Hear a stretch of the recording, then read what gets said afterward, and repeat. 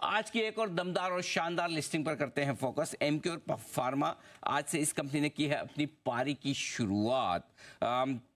Issue की price जो थी 1008 और लिस्टिंग हुई 1325 रुपये में। इशू को रेस्पॉन्स जबरदस्त मिला, 68 गुना इशू भरा। क्यूआईबी कैटेगरी में तो 191 गुना, एचएनआई 49 गुना और रिटेल 7 गुना से ज़्यादा बढ़ता हुआ दिखा। देश की दिग्गज फार्मा कंपनियों में शामिल है एमक्योर। आइए मुलाकात करते हैं कंपनी के होल टाइम डायरेक्टर समित मेहता साहब हमारे साथ कार्यक्रम में हो रहे हैं शामिल। मेहता साहब, बहुत बहुत स्वागत है आपका। सबसे पहले तो आपको ढेरों बधाइयाँ। 2 वजह से, पहले आपके इशू को रेस्पॉन्स बहुत ही गजब का मिला और दूसरा उतनी ही दमदार लिस्टिंग भी हुई है। प्रसन्न हैं आप? नमस्कार। नमस्कार। शुक्रिया, आपने हमें दोबारा शो पे बुलाया। बहुत खुश हैं, ऐतिहासिक क्षण है और जिस तरीके से सभी कैटेगरीज के इन्वेस्टर्स ने सपोर्ट दिया है, बहुत ही शुक्रगुजार हैं। बिल्कुल सर, आपकी कई सालों की बड़ी कड़ी मेहनत है, आपने ये कंपनी तैयार की है और इस मुकाम तक पहुंचाया है जिसे आपके निवेशक बहुत पसंद कर रहे हैं। आईपीओ के वक्त भी और अब लिस्टिंग के बाद भी दमदार लिस्टिंग होती हुई दिख रही है। जाहिर सी बात है कि आपसे, आपकी कंपनी से उम्मीदें काफ़ी ज़्यादा रहेंगी निवेशकों को। अगले 2-3 साल के लिए जो भी, या 1 साल के लिए आपने जो विजन बनाया हो कंपनी के लिए, आपने टारगेट सेट किया कि हम कहाँ ले जाना चाहते हैं, किस तरह की ग्रोथ चाहते हैं, जरा विजन के बारे में बताएं सर। ज़रूर। जैसे कि हम कई सालों से करते आए हैं, हमारा फोकस हमेशा 3 चीज़ों पे रहा है: साइंस, टेक्नोलॉजी, इनोवेशन। और ये जो हमारी फाउंडेशन है उसी पे लगातार मेहनत जारी रहेगी। डोमेस्टिक मार्केट में हमारी काफ़ी मजबूत पकड़ है, वो हम और मजबूत बनाना चाहेंगे।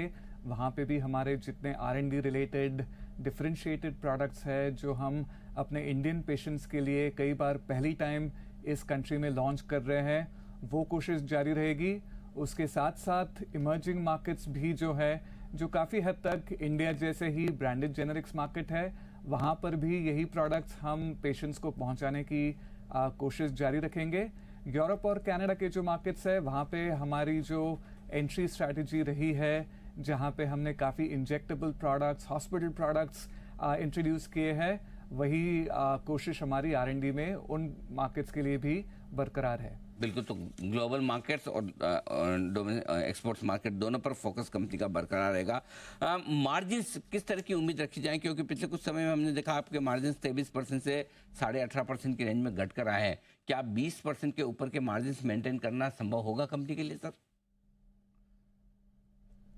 मार्जिन्स के बारे में हम काफ़ी बुलिश है, क्योंकि पिछले 2-3 सालों में जो भी हमने इन्वेस्टमेंट्स की हैं, जैसे हमने काफ़ी हमारे मेडिकल रिप्रेजेंटेटिव्स जो सेल्स फोर्स है वो ऑलमोस्ट 25% से बढ़ाए हैं। वो एक इन्वेस्टमेंट हुई है जहाँ पे जैसे ही वो ट्रेन होके उनकी प्रोडक्टिविटी बढ़ती है, डेफिनेटली उनका मार्जिन्स पे इम्पैक्ट होना चाहिए। दूसरी, हमने जो पिछले 18 से 24 महीनों में 4 नई मैन्युफैक्चरिंग फैसिलिटीज़ कमीशन की है, जैसे जैसे वो फिलअप होती जाती है, कमर्शलाइजेशन मोड में कैपेसिटी यूटिलाइजेशन बढ़ती है, वहाँ पे भी इम्पैक्ट होना चाहिए।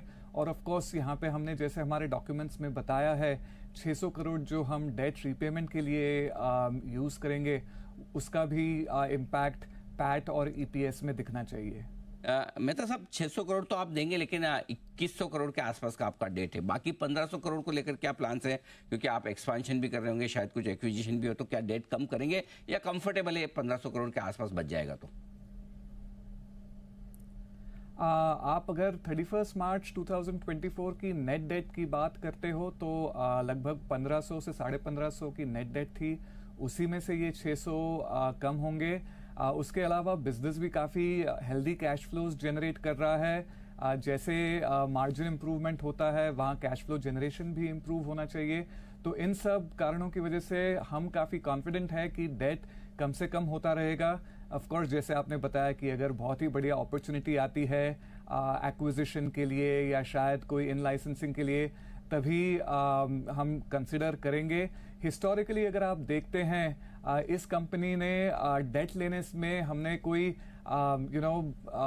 हम कतराए नहीं हैं। इसीलिए आज भी जब कंपनी पब्लिक गई, प्रमोटर फैमिली के पास 80% से ज्यादा इक्विटी होल्डिंग थी। और आप अगर देखें तो एक बार भी पूरी कंपनी के हिस्ट्री में फाइनेंशियल कवेनेंट एक भी बार मिस नहीं हुई है। तो उस तरीके से अगर कोई बहुत ही बढ़िया अपॉर्चुनिटीज हो एक्सेलरेटेड ग्रोथ के लिए, तो वहां पे अगर डेट का इस्तेमाल करना पड़े तो जरूर हम कंसिडर करेंगे। और ये जो समझिए आपने जो ये बात कही है बहुत इंपॉर्टेंट है और कई दर्शकों को समझनी चाहिए, क्योंकि आमतौर पर ये होता है कि कंपनियां भी ये प्रेफर करती है कि डेट ना लें, प्रोमोटर्स भी यही कहते हैं कि हम डेट और नहीं बढ़ाएंगे, और दर्शक भी यही समझते हैं कि डेट नहीं होना ज़्यादा बेहतर है, लेकिन हमेशा डेट नहीं होना ही बेहतर नहीं है। और चूंकि आपकी तो सिस्टर खुद चार्टर्ड अकाउंटेंट हैं जो कंपनी के मैनेजमेंट में पूरी तरह से एक्टिवली इन्वॉल्व है, तो एक प्रॉपर मिक्स डेट का हो तो वो कंपनी की ग्रोथ बहुत तेज़ी से बढ़ाता है, क्योंकि डेट आपके लिए हमेशा सस्ता होता है इक्विटी के मुकाबले में। तो आपने बहुत अच्छी बात ये कही कि अगर ज़रूरत पड़ी ग्रोथ के लिए और डेट लेना पड़ा तो भी हम मैनेज करके उसको करेंगे। और आपने अब तक लगातार अपने जितने भी डेट रिपेमेंट्स हैं वो समय से पूरे भी किए। एक आखिरी सवाल आपसे ये, क्योंकि आपका रॉ मटेरियल काफ़ी आपको इम्पोर्ट करना भी पड़ता है, हमेशा थोड़ी सी वो रिस्क रहती है, स्पेशली वो चाइना वाइना जैसे देश होते हैं वहाँ से लाना हो, तो क्या कुछ ऐसी संभावनाएं बन सकती है कि आप घरेलू मार्केट से ही उन्हें प्रोक्योर करें, या फिर मजबूरी है इंपोर्ट करने की? ज्यादा से ज्यादा कोशिश तो यही रही है कि हम बैकवर्ड इंटीग्रेशन करें। हमारा खुद का जो रॉ मटेरियल है उसके लिए हमारे R&D में एक अलग सा डिपार्टमेंट है।